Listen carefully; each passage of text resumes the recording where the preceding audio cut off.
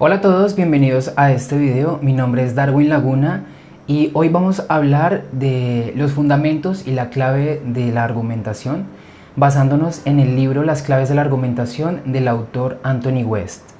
Entonces vamos a responder también más adelante unas preguntas, la cual dice por qué la argumentación es un proceso que se realiza en el discurso cotidiano y también cómo contribuye la teoría de la argumentación a la construcción de un perfil profesional óptimo. Bien, entonces empezamos, y es que según Anthony Weston, la argumentación, los argumentos son intentos de apoyar ciertas opiniones con razones. Y también nos define que argumentar consiste en ofrecer un conjunto de razones o pruebas en apoyo de una conclusión. También nos muestra una estructura de un argumento y básicamente es una premisa y es conclusión. El argumento está compuesto básicamente por una premisa y una conclusión. Las premisas son las afirmaciones, son todas las afirmaciones que hacemos mediante la que ofrecemos y que soportan mi conclusión básicamente. Entonces son las premisas que soportan mi conclusión. La conclusión, por otro lado, es lo que yo mediante las premisas estoy tratando de probar. Bien, y bueno, Anthony nos dice que antes de escribir un argumento debemos pensar pues explícitamente qué queremos probar y qué razones tenemos para concluir que eso es cierto.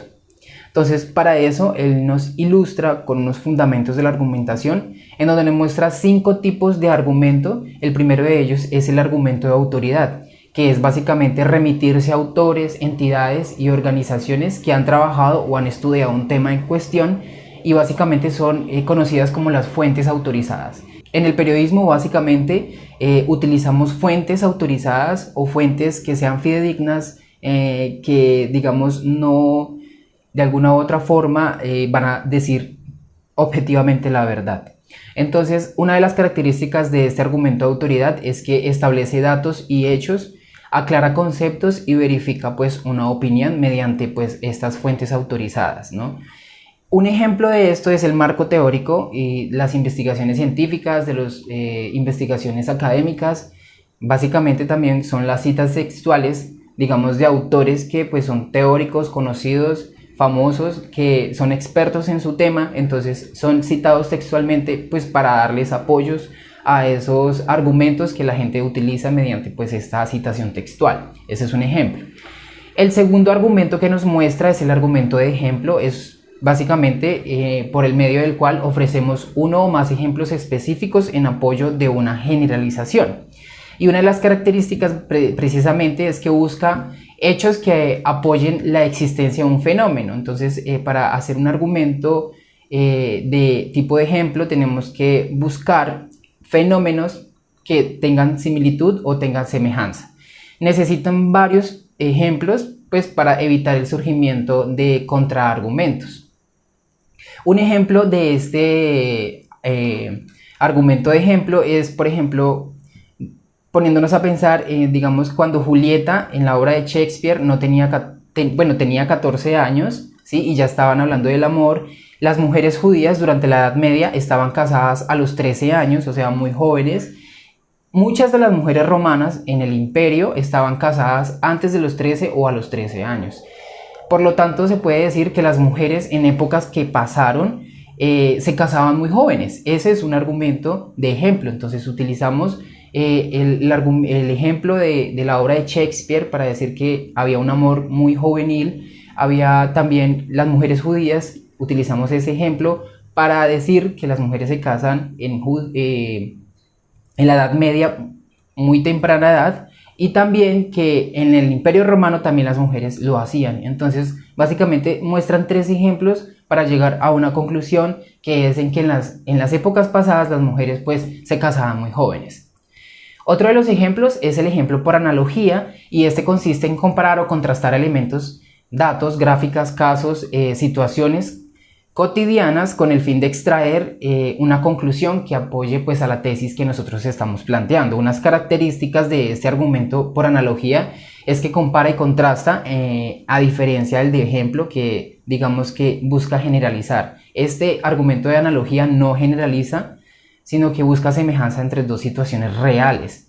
Un ejemplo de ello es, por ejemplo, cuando digo que mi abuelo era bueno en matemáticas y por eso mi papá también es bueno en matemáticas y pues seguramente por eso mi hermana es buena en matemáticas. Entonces aquí estoy haciendo una analogía de que, digamos, estoy unas características que vi en mi abuelo, que vi en mi papá y que ahora estoy viendo en mi hermana. Entonces, digamos que eso nos ayuda, este argumento nos ayuda a llegar a una conclusión por analogía. Otro de los argumentos es el argumento acerca de las causas y es el argumento que todos básicamente usamos cotidianamente. Este básicamente se trata o es el argumento, argumenta una conclusión recurriendo básicamente al hecho que la origina. Es decir, por ejemplo, cuando llegué tarde porque no alcancé el bus o porque no coloqué la alarma para despertarme. Otro ejemplo o una de las características es que pueden haber muchas causas dentro de este argumento y pues digamos que esas causas son diversas y complejas. Un ejemplo así como complejo es que en los últimos 5 años, por ejemplo, los niños y las niñas saben manejar mejor un teléfono inteligente que los adultos. En ese mismo periodo de los 5 años, los niños y las niñas en las escuelas han bajado su rendimiento académico significativamente. Entonces entendemos que los teléfonos inteligentes parece estar arruinando los procesos de aprendizaje de la primera infancia. Por otro lado, Anthony nos presenta lo que llamamos falacias. Entonces, ¿qué es una falacia? Ocurre cuando se desarrolla un argumento que parece válido, pero realmente no lo es. Entonces hay unos tipos de falacia que básicamente son las siguientes. La falacia ad hominem, que es cuando no se atacan las ideas de la persona, sino la persona, se expone a la persona. Por ejemplo, entonces podemos decir que en Colombia en estas elecciones hemos escuchado, o bueno, yo personalmente he escuchado mucho que la libre empresa se va a acabar si el comunista, el castrochavista y el guerrillero Gustavo Petro llega a la presidencia de Colombia.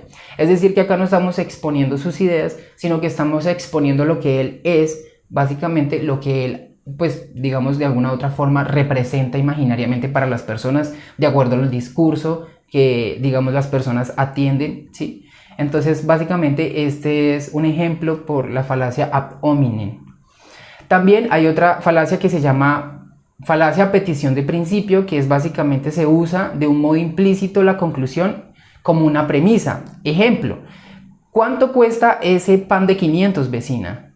Entonces estamos básicamente como que engañando a las personas, o por ejemplo, ¿de qué color era el caballo blanco de Simón Bolívar? ¿Sí? Entonces básicamente es como una organización en la palabra, una sintaxis ahí que nos engaña, ¿sí? Entonces a eso se refiere como petición de principio. La siguiente falacia es ad ignorantiam, o es apelar a la ignorancia, y es básicamente aludir a una afirmación verdadera solamente porque no se ha demostrado que es falsa. Entonces un ejemplo de eso es: ayer hablé con Dios mientras reflexionaba y usted me dice, eso no es cierto, no hay alguien en el mundo que haya podido hablar con Dios. Entonces yo le respondo, pero ¿acaso usted puede comprobar que nadie o no podemos hablar con Dios? Entonces básicamente no podemos ahí decir mucho, porque ¿cómo podemos comprobar lo que no se puede comprobar? Es básicamente lo que nos dice esta falacia, que es apelar a la ignorancia. Otra falacia es de generalización precipitada y surge cuando se generaliza a partir de casos que son insuficientes o poco representativos. Ejemplo, cuando decimos que un libro es incompleto solo porque la introducción trata los temas con superficialidad, entonces podemos decir que el libro no es bueno. Entonces básicamente esta falacia nos dice que no podemos juzgar la portada de un libro sin siquiera saber lo que hay dentro, ¿no? Porque nos están diciendo que el libro no es bueno, pero ni siquiera sabes lo que hay dentro del libro. También Anthony Weston nos define un argumento corto y un argumento largo. Entonces los argumentos largos son a menudo elaboraciones de los argumentos cortos, es decir, los argumentos largos están compuestos por muchos argumentos cortos. Un argumento corto, por otro lado, es simplemente ofrecer sus razones y pruebas de una manera breve, usualmente en pocas frases o en un párrafo. Entonces los argumentos cortos son como los ejemplos que hemos dado, que son cortos, que son en una frase o que son en un párrafo. Pero los argumentos largos están pues conformados por diversos argumentos cortos en cadena.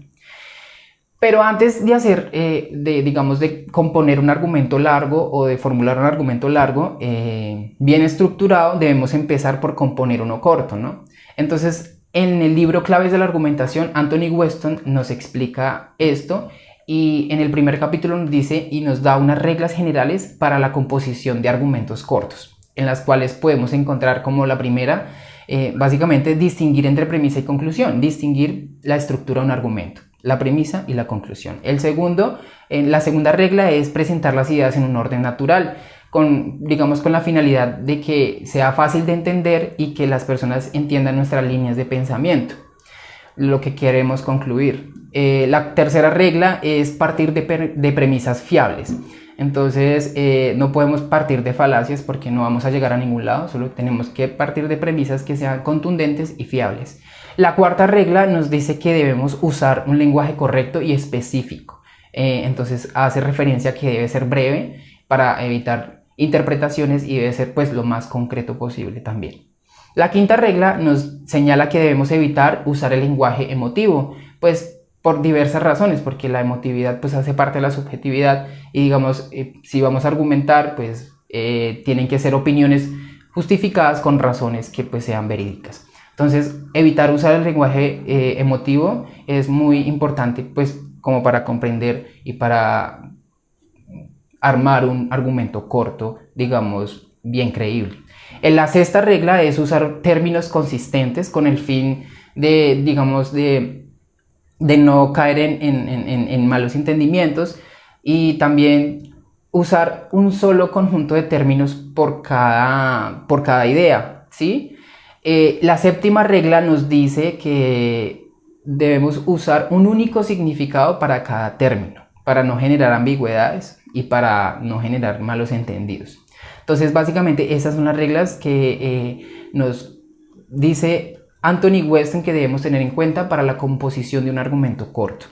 Ahora sí, entrando pues como tal en la respuesta de las preguntas de por qué la argumentación se realiza en el discurso cotidiano, pues ya nos dimos cuenta durante todo el video, mediante los ejemplos, que la argumentación está presente en todo lugar. Entonces, si queremos ir al baño, entonces si queremos pedir algo, si queremos, por ejemplo, yo cuando pequeño le pedía plata a mi mamá, pero mi mamá me pedía la explicación de por qué quería esa plata, entonces yo le decía que quería comer algo, que quería algo saludable, haciendo referencia, pero realmente lo quería para jugar maquinitas. Entonces de alguna u otra forma, ya sea para bien o para mal, debemos argumentar, ¿sí? Básicamente en todo momento de nuestra vida, si queremos pues hacer una acción, digamos que dependa de alguna otra persona, ¿sí? Entonces básicamente digamos es eso.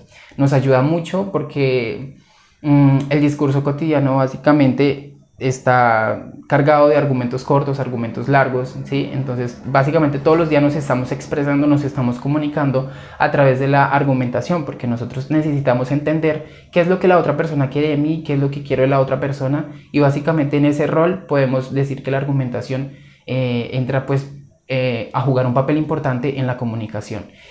¿Y cómo contribuye la teoría de la argumentación en la construcción de un perfil óptimo profesional? Entonces pues veo que yo como comunicador social y periodista es muy importante entender pues la estructura de un argumento que nos presenta Anthony Weston. También entender que existen unas falacias, unos tipos de falacias, obviamente para en el ejercicio del periodismo pues identificar todo esto, en el análisis crítico del discurso identificar qué tipo de argumentos, por ejemplo, está utilizando un político en las campañas electorales y cuáles son las falacias más recurrentes que hay en el contexto político, ¿sí? Entonces digamos que también nos sirve mucho para la crítica del discurso que todos los días hacemos como periodistas, como partes significativas de la construcción de un país, entonces, y de una democracia. Entonces creo que la teoría de la argumentación es fundamental en mi carrera y en mi vida profesional, porque me va a ayudar a identificar básicamente qué estoy haciendo mal cuando argumento y cuáles son los argumentos que me ofrecen las demás personas, para ser crítico frente a ello.